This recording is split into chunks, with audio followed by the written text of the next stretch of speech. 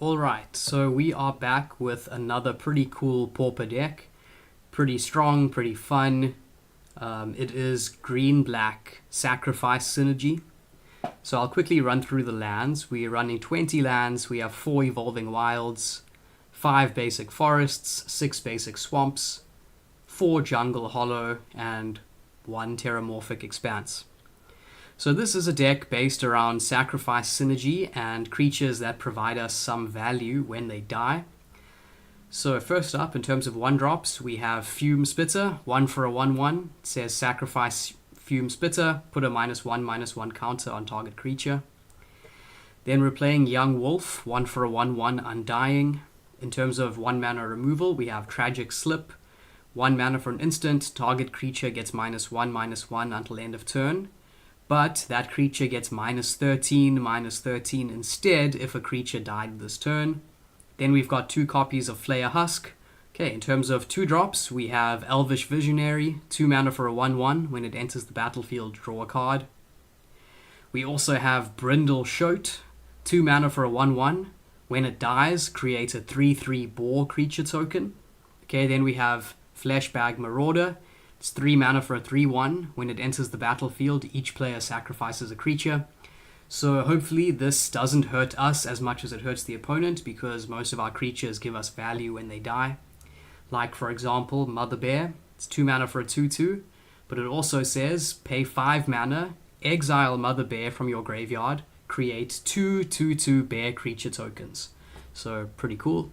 Then we have Cast Down, just one of the best black removal spells in Pauper. We also have Village Rites, of course, because this is a sacrifice deck.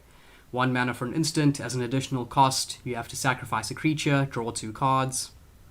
Then we're playing 2 copies of this new artifact from Crimson Vow, which quite a few affinity decks play as well. Blood Fountain, costs 1 black mana. When it enters the battlefield, creates a blood token. So blood tokens say pay 1 generic mana, tap, discard a card, sacrifice the blood token, draw a card.